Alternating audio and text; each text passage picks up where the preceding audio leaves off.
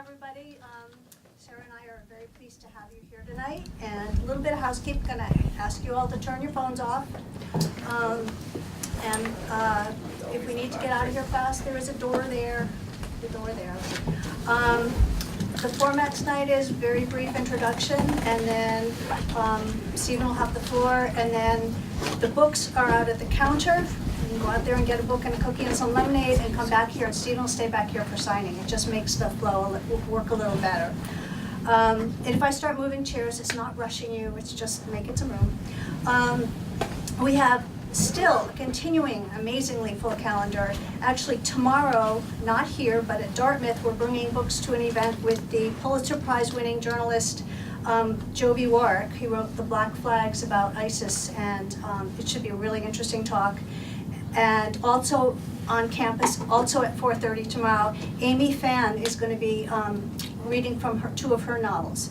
So that's just tomorrow. Next week, Pam Harrison is reading from her new collection of poetry. Week after that, Jeffrey Lent will be here with his amazing new novel. And then the week after that, Michelle Campbell, who's a mystery writer who lives in Hanover, will be here with her new mystery. And then in June, we have Bill Schubart with his historical novel, and there's going to be a really different kind of an evening. There's a new collection of Grace Paley's fiction, essays, and poetry, and her daughter and a man named Kevin Bowen have edited it, and they'll be here possibly with a guest, a surprise guest, not Grace, obviously. She's always, I miss her so much. But that'll be right in the middle of June, and then we go on from there. We encourage you to sign up for our newsletter. It goes out every other week now, so it's not quite as often, and you won't miss any of the events that way, we hope. But tonight is all about Stephen Kiernan. And Stephen was born in upstate New York, the 6th of 7 children. I thought I was a lot with 6. He's a graduate of Middlebury College, and he received a Master of Arts degree from Johns Hopkins University and a Master of Fine Arts degree from the University of Iowa Writers' Workshop. He is both an award-winning journalist and a novelist, and his first 2 books were nonfiction books, Last Rites, which is about the end of life, and Authentic Patriotism, whose new subtitle is How to Restore America's Ideals Without Losing Our Tempers or Our Minds. And that's one we maybe should bring back in. You have that one for sale? This novel, The Baker's Secret, is his 3rd following The Hummingbird and The Curiosity, yeah. He has done a lot of work around writing. He chaired the board of the Young Writers Project, which, if you don't know about it, they mention it on BPR, and we often have the anthologies upstairs. And he travels around the country speaking and consulting on how to expand the use of hospice and palliative care and advanced directives. So he has his finger in a lot of parts, but when you read his novels, you see how all those parts do come together. Interestingly enough, last week's guest, Peter Heller, who also is a nonfiction writer who has moved over to fiction, he wrote about Stephen. He said, Stephen Kiernan writes with sheer-footed mastery and patience, which I thought was a very interesting perspective. So without further ado, help me welcome Stephen.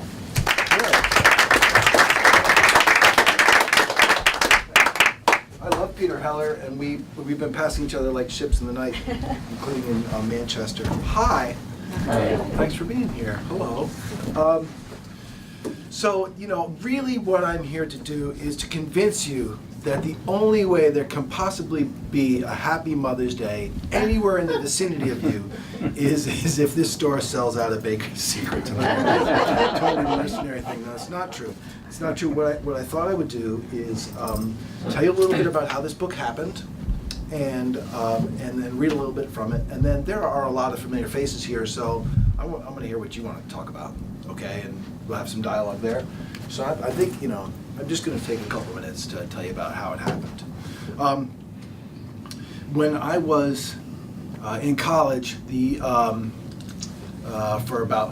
a few years after, I played rugby, and that was a lot of fun. And it tells you more about my intelligence than I might otherwise want to admit. And most of my peers, when we have reached a certain age, the game catches up with us and our bones begin to complain. And a lot of my buddies have found ways of coping with this. Some do Pilates, some do yoga. I personally have a tried and true foolproof method. It's called surgery.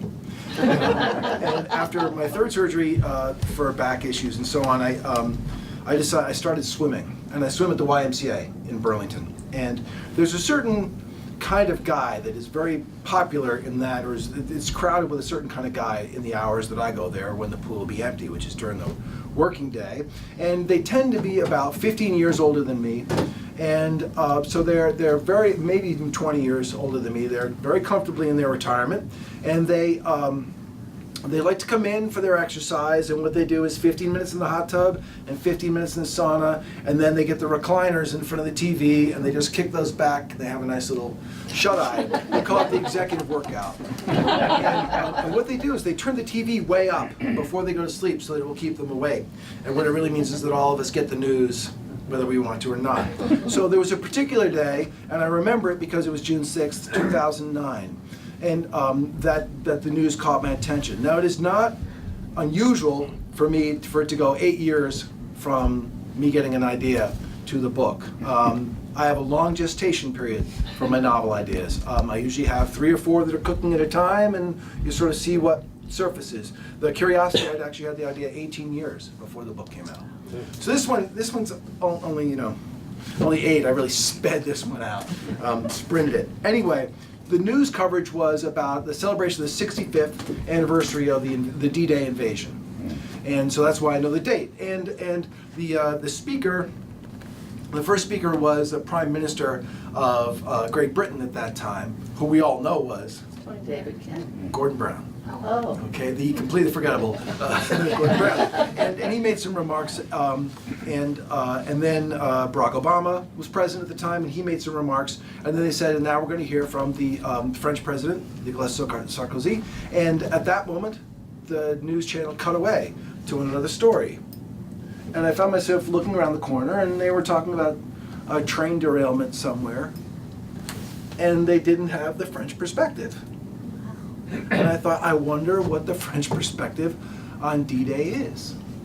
And you never know when you've begun a novel. You really don't.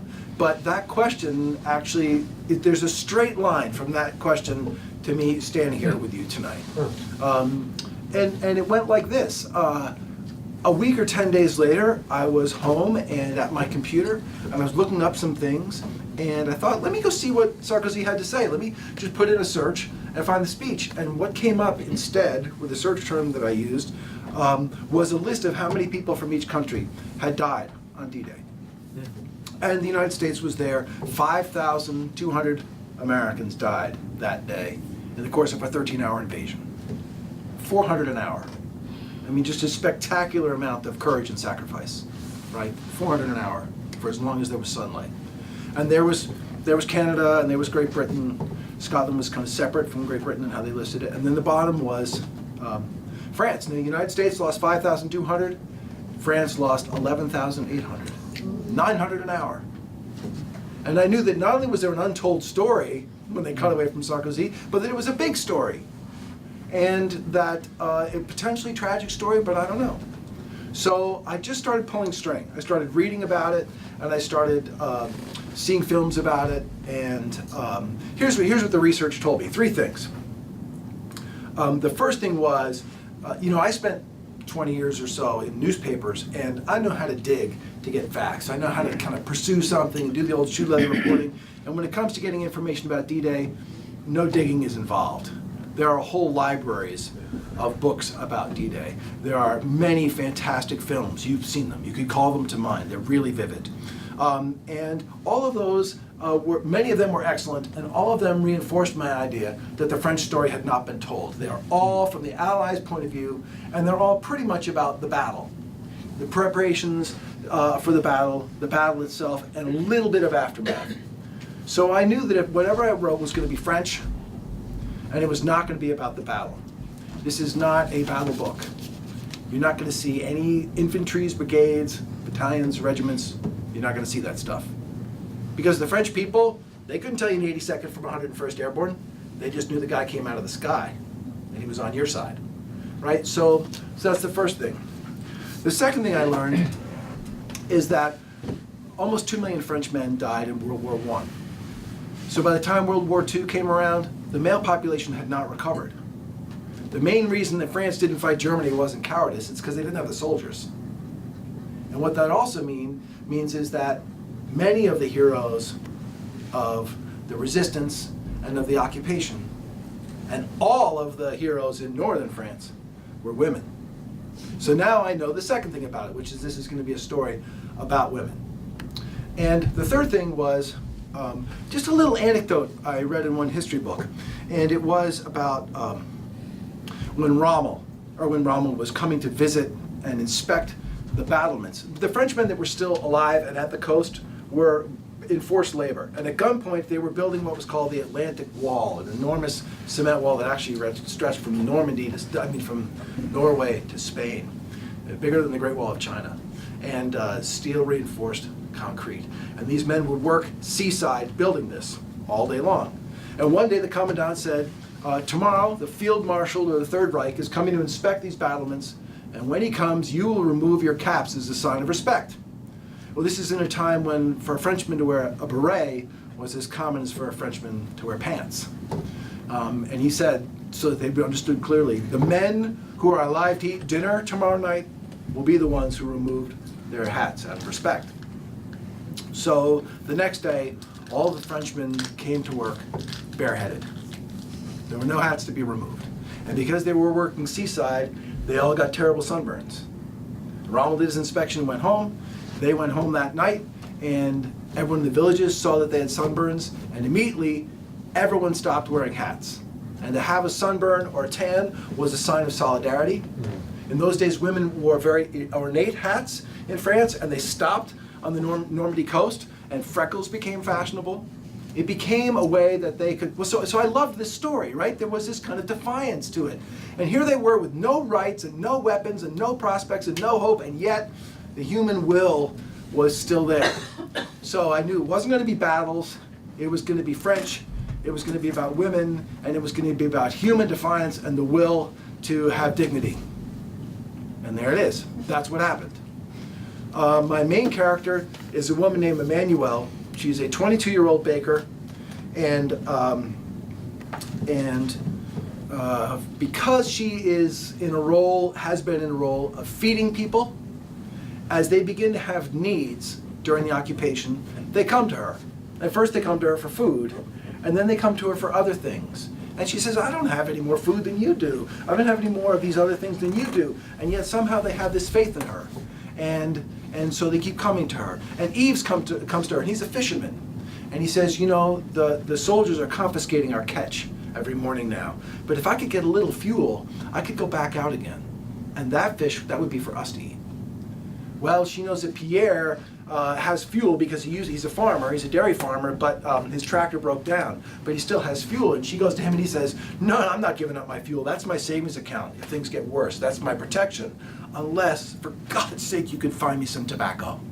Because he's craving it, he's been smoking pencil shavings. Well, Marguerite ran the tobacco store, and she's out of business because you can't get any tobacco. And she knows where she could get some on the black market, but she's very, very devout. And there's no way that she would deceive or lie or break the rules in order to get him tobacco. On the other hand, though, every night she likes to read her Bible verses before going to bed, and all of her candles are burned down. And if she could just get one light bulb, she could then perhaps find some tobacco. And this is the kind of the network that happened. And in fact, this novel, I had three things next to me when I wrote it the whole time. One was a map of actual Normandy. The other was I had to come up with a map of the town, where all these people were. And the third thing was a list of all the things that everyone wanted, because there's this very clever network that they had, and I'm not particularly clever. So I had to come up with a way for them all to work. So this is, and this is how they survived and took care of each other. So I'm just going to read you a little bit from it so you get a sense of what the voice is like, okay?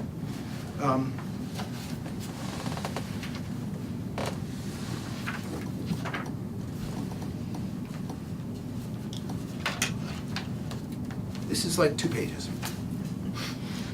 This was how the network began. She let them in, one by one. drops into a bucket of need, poured out and providing. Every day it grew, a candle here, a sliver of soap there. Each person traded in his or her own currency, had his or her own wants, and Emma bested them all with her method for bread and her occasional willingness to steal. Only from those who supported the occupying army, however, and in a manner so expert and patient. Afterward, it remained in doubt whether a crime had actually occurred. The first victim was that sniveling Dufour. Emma studied his work habits at the town hall, the lazy pace, the arrogant displaying of keys as he locked and unlocked his office, the long lunches he took at home each day, this in a time when most villagers lived with hunger of one severity or other. She could have emptied his office entirely, files, fixture, and furniture, in the time he lounged and ate, but that would have brought suspicion, arrest, execution. Instead, she waited for a day on which it rained. After Dufour puttered homeward for lunch, she snuck into his office as quiet as a deer. Rolling his chair to the hallway, she partially unscrewed the overhead light bulb. The long corridor went dark. She placed the chair precisely where it had been. Dufour minced back to work, one hand on his belly, smacking his thin lips. When he entered the darkened hallway, he threw the switch and nothing happened. He tried repeatedly, then rolled the chair himself and tightened the bulb. Of course, it lit right up. The next day of foul weather, Emma made sure her rounds passed town hall at noon. She needed less than 1 minute to loosen the bulb and make a retreat. Later, the clerk pondered his dark hallway a moment before bringing his chair over again. The third time, he strolled outside, a pantomime of bewilderment as he examined the roof and scratched his pate. Emma sat in the bakery doorway, pretending to repair her boot, a stockinged foot on the step. Dufour glanced at her, his face wrinkled like a walnut. "Nothing," he said. "Mind your own business." As he waddled back into town hall, Emma bit the inside of her cheek to suppress a smirk. It took 2 more days of rain, 5 in all, before Dufour flicked the switch, glared up at the dark ceiling fixture, and marched with his many keys off to the locked storage closet. He returned with a fresh bulb. After screwing it into place, he tossed the old one onto the papers in his tall metal waste bin. The next day, Emma, with her own fingertips, spiraled that discarded bulb into the lamp beside Marguerite's sewing chair. But the aging woman had furrowed her brow. "Did you steal this light bulb?" she asked. "Because if you did, someone didn't need it anymore," Emma reassured her. "And my idea was that one generosity might lead to another." I had not forgotten. Marguerite opened the drawer in her side table, removing a packet of tobacco that she pressed into Emma's hands. This meant fuel, meant fish, 1 speck less suffering. Next, Marguerite reached for the Bible and switched on the lamp. "Let there be light." So that's what 2 pages is. Imagine how complicated it gets. All of that. So that's what I have planned. I see a lot of familiar faces here. I'd love to hear what's on your minds. What questions, thoughts, concerns you have? Yes, sir. Did you interview people that had been through it? You know, there are 2 things I have to say about that. The first is that because you asked the first question, which is always a special thing, you get a Baker's Secret t-shirt. Did I interview anyone going through it? Yes. I interviewed a man in Middleware, Vermont, who was a commander of an LCI landing craft. So he had a crew of 3 and 32 soldiers and their commanding officers. And he was the 3rd wave on Omaha Beach, about 6:30, 6:40, on June 6th of 44. And his first wave, none of the soldiers made it to the beach. And then he turned around and went back. The second wave, about 8 of them made it to the beach. And he went back, and his 3rd wave, they all made it to the beach. And he was, he's still a formidable guy at 92 years old. And it was one of these interviews that where at the end of it, I felt about 1 inch tall. He was so offhand about it. It was what had to be done. It wasn't courage, it was just had to be done, had to be done. When in fact it was enormous courage. Imagine going back for another load when the first crew didn't even make, none of them made it. And in fact, one of his crew that was piloting the boat got killed as well, and so he had to help pilot it back, and he didn't really know how to. But, so yes, I did. The research on this was really rewarding in lots of ways. There were ways that General Eisenhower, who ran what was called Operation Overlord, that's what D-Day was, called in the military, there were some things he did that were actually visionary. One of the things he did was dispatch about 50 photographers that day. And in fact, the Defense Department, you can now get books that are the photographs of the D-Day invasion. I got this book, it's unbelievable. They just moved a city in. They literally, by 4 o'clock in the afternoon, they had metal grids down all over the sand. They had trucks coming in. They had a traffic jam that afternoon. There were so many vehicles and people there. 250,000 people came ashore on that beach in a day. Pretty unbelievable. He also had people that were taking oral histories from soldiers during the combat. Over 3,000 of them. They're now at the Eisenhower Center down in New Orleans. And these people talking about what it was like that morning. Pretty unbelievable. And so the research was really, really rewarding. And as I say, it ended up being, because it was all about the Americans, I needed to, of course, go to France as well, because I am willing to suffer for my art. And if I can talk for a second more about that, just a perspective. When the Allies landed in Sicily, the liberation of Rome took a little over a year. When the Allies landed in Normandy, the liberation of Paris took a little over 9 weeks. And 8 months later, Hitler was dead and the Third Reich had fallen. Okay, the severity was so much more intense that as a result, when they passed German armaments, pillboxes, machine guns, that sort of thing, they just left it there. And you can go there today. You know, you say maybe you've been there. You can literally drive across the bridge and a German machine gun is pointed at you. There was one beach I went by, and this guy was stand-up paddling, and it was late October at that point, so it was cold, and he was in a wetsuit, and when he got out, he walked up the beach, and needed a place to lean his board while he took off his wetsuit, and he leaned it against the German pillbox, like 6 foot thick steel reinforced concrete with a gun in it, on the beach. There are areas in Pont-de-Hoc, there's an area about the size of 2 football fields, still has a 40-foot deep bomb craters all over it. So it's very easy to visualize, to imagine what these people lived through. And that helped enormously, try to imagine living in a town near there. Yes, sir? You mentioned the French lost so many. Yes. How about the Germans? Didn't they lose a comparable number? The German, it's interesting you ask. When I was going over there, a friend of mine said, you should really hire a guide. And I said, I've traveled a lot before. And she said, there are 83 historic sites. You really should hire a guide. And I said, I get around. Like, I've spent time in the third world. She said, not only do you need to hire a guide, you need to hire Claire Lesueur. So I looked her up and I sent her an email. And this woman was a travel writer for the New York Times, so I took her word for it. So I emailed Claire Lesueur and I said, hey, I would really like to come see, see Normandy and see the beachheads and so on. And I was thinking about on D-Day, are you free on D-Day? And she said, yes, I'm free on D-Day of 2022. So I went and saw her in October, and when she was available. And with the first place that she took me was the German graveyard. Now we know about the Allied graveyards, right? It's very, very moving. The white crosses and, beautiful, beautiful and serious and somber and holy place. And but the first place she took me was the German cemetery, where there are brown crosses, and they're about this tall, in clusters of 5. And then there is a very large kind of group burial spot at the back with a large crucifix. And I was just walking along. I hadn't even expected to go there. I was unprepared. I was unprepared for it, that this would be where I'd start. And there are 22,000 people buried there. And there's about just under 10,000 buried in the American cemetery, about 4,000 in the Canadian, and so on. And I just stopped in front of one of the graves.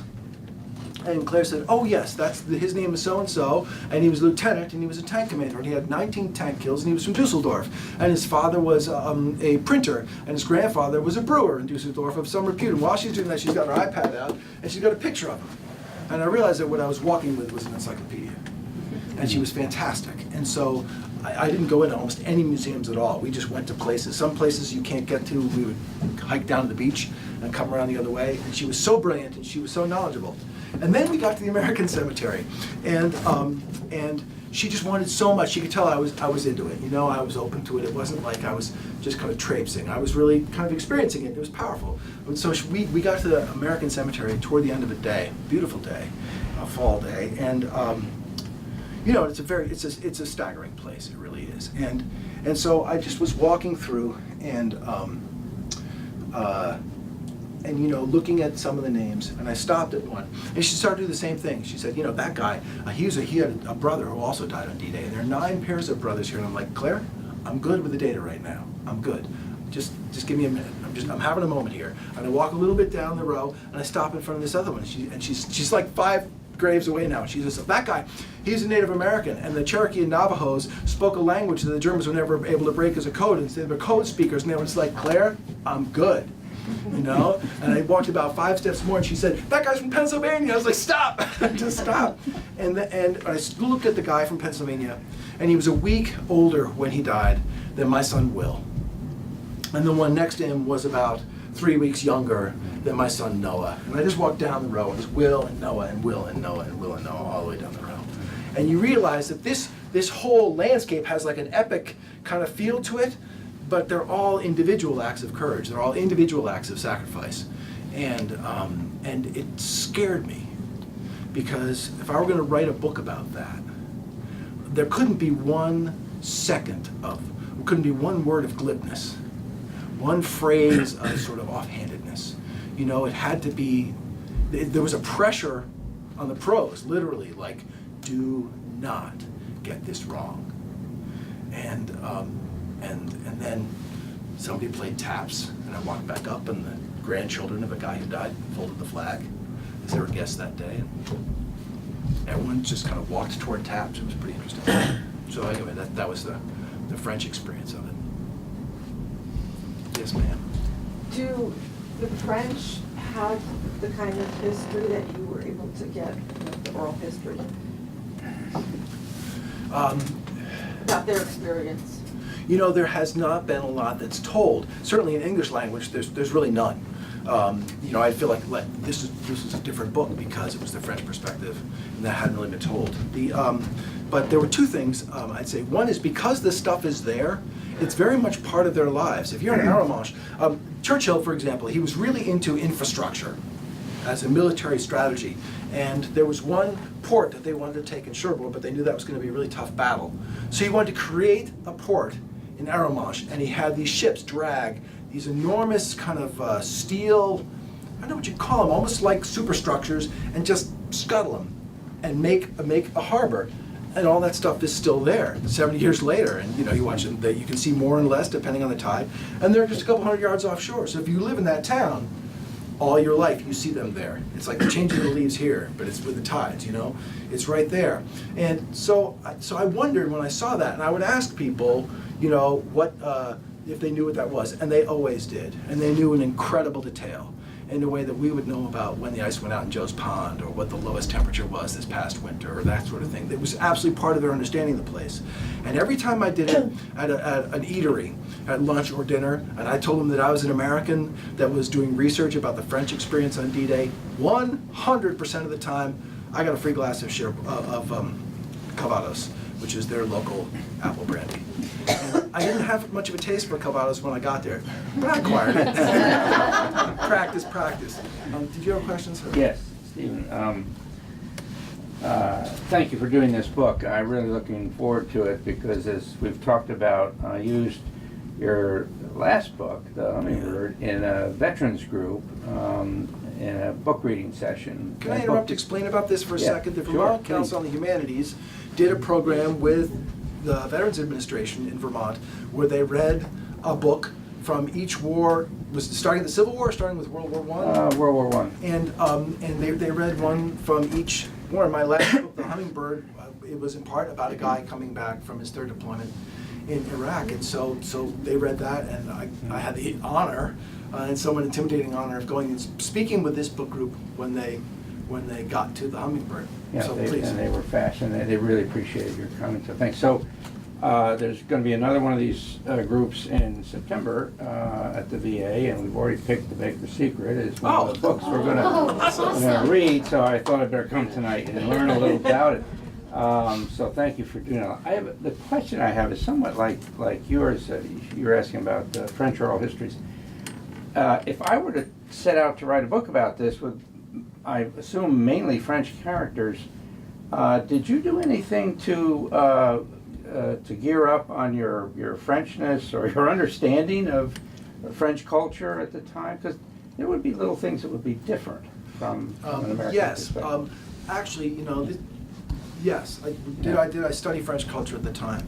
The first thing is I used the internet to look at a lot of pictures. I saw how these towns were laid out. I saw how people dressed, particularly women's fashion.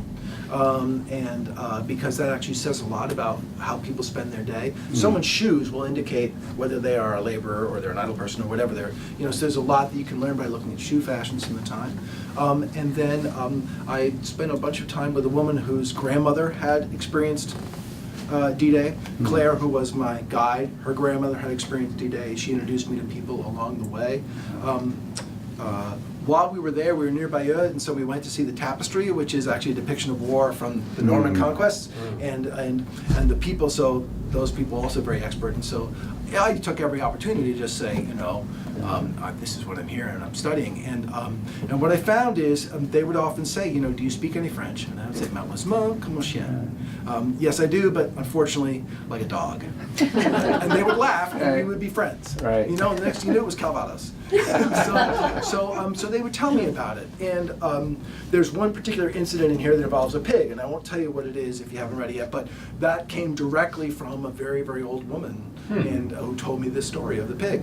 And the pig that never existed, it was called. And so some of it was that, some of it was just Frenchness, and spending enough time to get a sense of it. Right. This hasn't been translated yet, so we'll see what they think after that. Well, I know how much you like to research your stuff. The Hummingbird was very well researched. Thank you. In a lot of respects, and so I'm sure you did. This was different. I'll tell you why. Yeah, because I had to take all this in, all this in, all this in, all this in, and then put it aside. Because as a Frenchman or a French woman, I wouldn't know. I mean, the whole time that this is going on, she is saying, the main character, Emma, is saying, they will never come. No. The Allies will never come. The Third Reich, they say, is going to be here for 1,000 years. That's the truth. And we need to find a way to live with that and survive with that and take care of each other so we can bear it. And that's, she is saying that all day long on June 5th. The book basically starts on the morning of June 5th and ends on the afternoon of June 6th. And all day on the 5th, her web is being revealed. She's getting caught in one place after another by this one captain, who is my first real bad guy. I never heard of bad guy before. He's a lot of fun. But so it's in the course of that day. She's certain they'll never come. And but if you just see June 5th, sometime around there, even if you don't know the history, something's coming. And it's going to be the loudest day in the history of the world. Yes, ma'am? D-Day, 50th anniversary of D-Day in 1994, I was jumping out of airplanes at Fort Benning, Georgia. Cool. And so it's a neat time to be there because it was a very big deal Yes. for the airborne community. In your research, did you come across any stories about the jackdaws, the women who jumped out of airplanes to be saboteurs in northern France? I didn't come across that.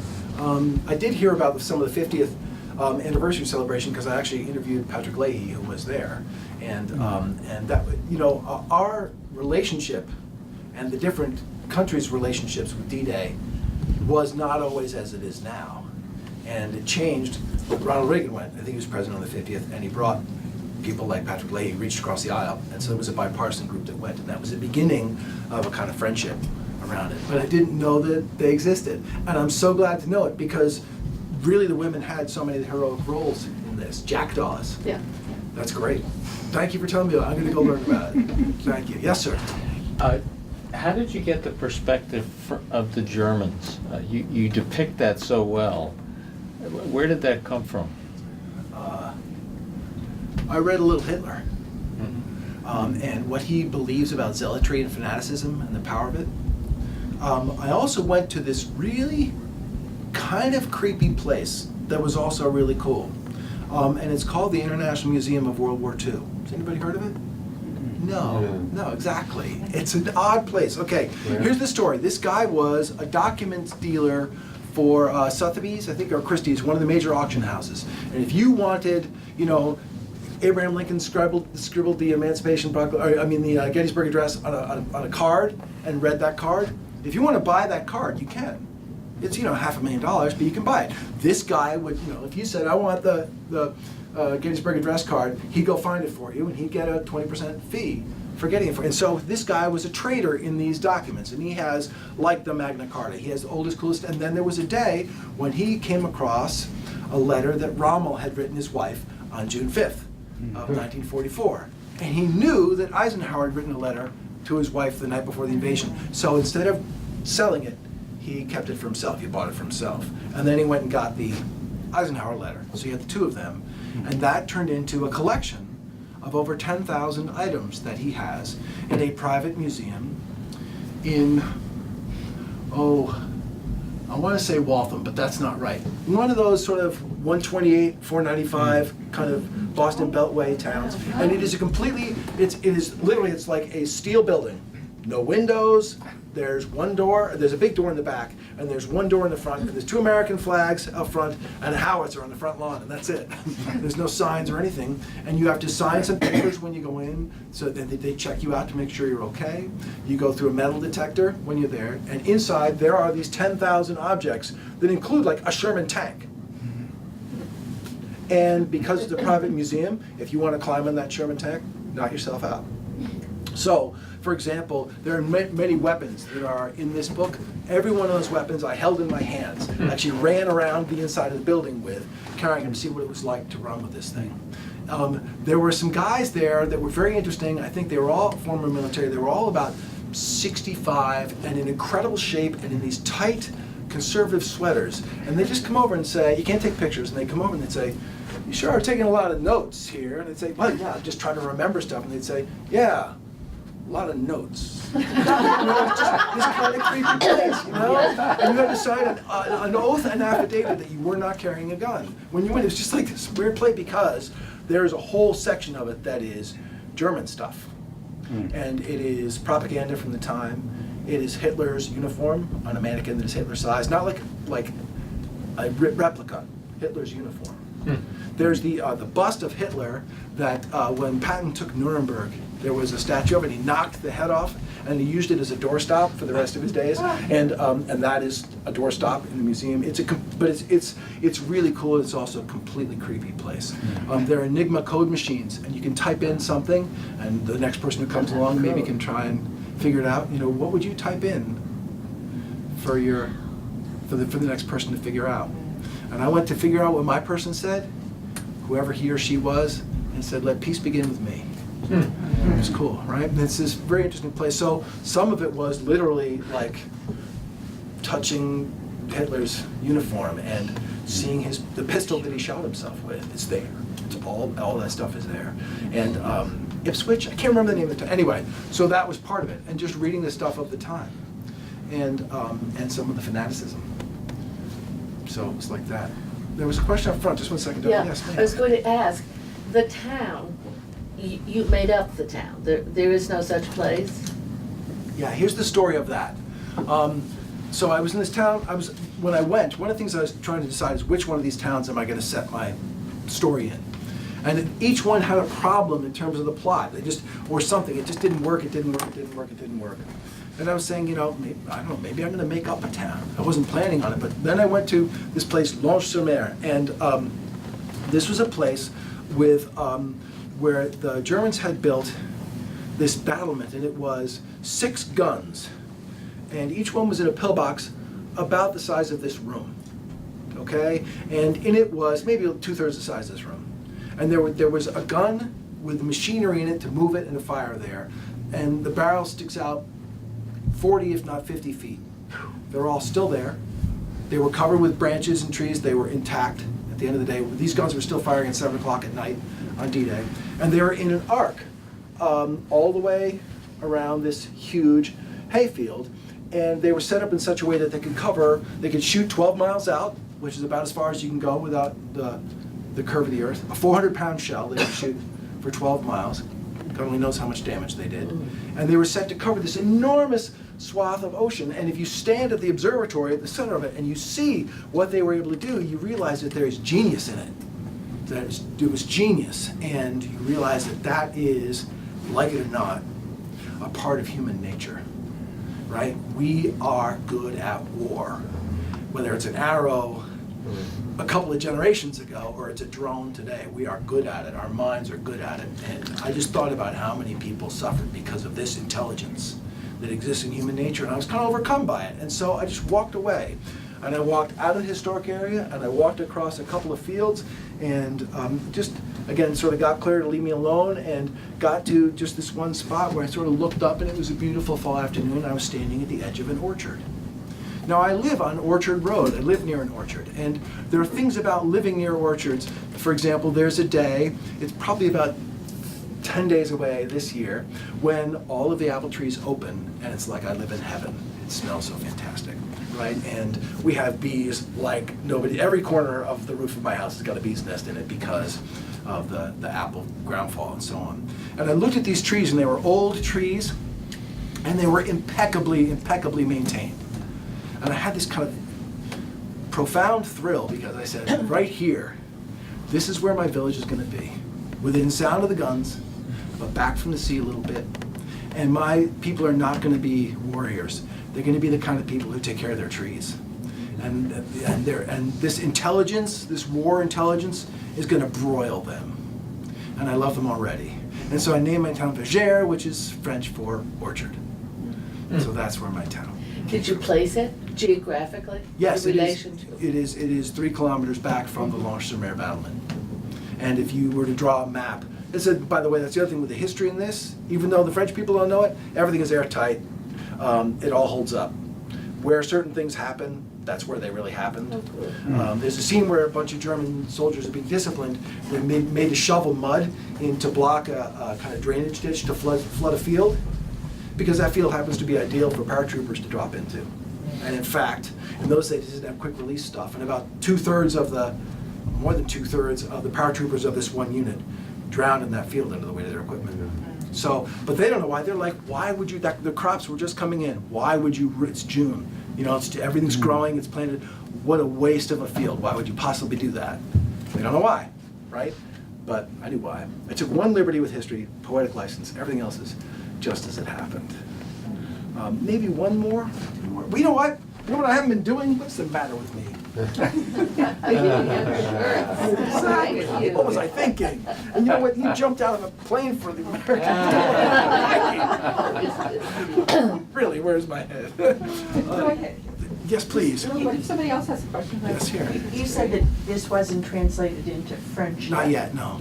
Is it going to? Well, I've had a French publisher before for other books of mine, Okay. and so, you know, hopefully they'll like it enough. It'd be interesting to see what they think of the book. You know, it's a hilarious thing to see your book in other languages, and I have a shelf of them in my house, and I want to just admit right now, it's complete vanity. You know, there's no point in having them on my shelf, except I want you to see it's in Turkish. You know? And so my first book came out in a bunch of different languages, and this first novel is hilarious because it's like, you know, bleep, bleep, bleep, bleep, bleep, Kate, Philo, bleep, bleep, bleep. You know? It's just the character names are there, and actually that one's about to come out in Japanese, which means it's not even, it's characters, right? And so your characters will be in characters. Anyway, so so I don't have a French translation deal yet, but I think they'll be interested in it because an American wrote this, you know? And so let's hope. Yeah, I'd love to see it in French. But they've done other ones, and they're lovely folks, so we'll see. Why a baker? The bread of life, you know. France. Yes, it's France. One of the things that a lot of her conspiracy begins and circulates around baguettes, and and so I decided in the course of this, you know, you get to learn things when you're writing novels, which is really fun. And I said, in the course of this, I'm going to learn how to make a fantastic baguette. And you know, I worked on this for years, and I'm convinced that making a fantastic baguette is impossible. It can't be done. And, but I love what James Beard said, which said, you really want to make fantastic baguettes. Instead, go get one from the place on the corner and let's work on your chicken. Which is really true. I wasn't, I never got the baguette, but part of it is that I did find some really, really good baguette makers, and I was willing to suffer through their different techniques. This, I didn't ask anyone else to model, but this, sir, I'm going to ask you if you would please model for everyone.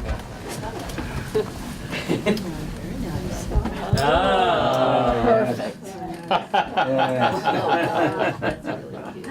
Nice. Tie it up by I your think we need a wrist. tiny bit more to wrap it up here. Yes, ma'am. One more, yes. It's not a question, actually, it's a comment. Okay. That despite all your research, your books are not dry. They're not like dry historical. I cried many times during The Hummingbird, and in this one, you got me too. I mean, the lyrical and warm, and I'm crying just thinking about it. But I want to thank you. Thank you for writing this That's book. great. Years ago, there was a guy, Louis de Bernier wrote a book called Corelli's Mandolin. Did you read that book? I loved that book. And I read that book and I said, I gotta read everything this guy's written. And that was his best book. But he did this one trilogy, and there's a general who's about to lead a battle, and it's this like the day before, but that morning, he cut his fingernail too short. It's a little tender. And so he's walking like this because his thumb hurts all day. And it was such an intimate little human detail for this guy who's about to lead a war. And I said, this is gonna be about the people. It's not gonna be about the sort of epic stuff that goes on. It's gonna be as intimate as I can make it. It's gonna be literally a bite of bread. It's gonna be an egg, a single egg, and how important that egg is. And then there's a moment when it becomes epic, right? And then it goes back to the personal again. One of the things that those cemeteries convinced me is that war is a very, very personal thing. It's not a big institutional thing. We think of it that way, but it's really one soldier at a time and one villager at a time. John, did you have one before I read this last little bit? You answered it though, thank you. Okay, Thank you bet. You did.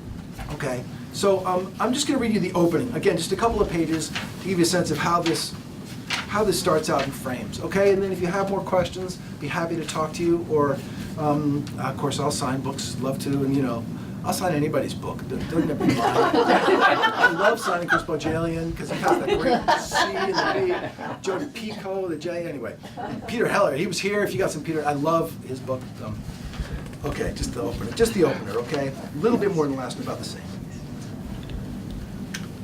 Chapter 1. All through those years of war, the bread tasted of humiliation. For as long as their nation had possessed a history, the residents of Verger village had been a people of pleasure, devoted to the senses without shame, and none savored more unapologetically than those of the kitchen. Over a span of centuries, their culture had turned the routine animal act of feeding themselves into an art form. Delectable breakfast morsels with steaming coffee as dark as mud. Calming lunches in the shade when haste is the enemy and cheese is the dessert. Dinners luxurious, candlelit, and lasting hours. Such was the rhythm of their days. Who has a story to tell? And shall we place some flowers upon the table? It did not matter that they lived in a tiny village a kilometer from the chilly northern ocean, their occupations either of the farm or of the sea.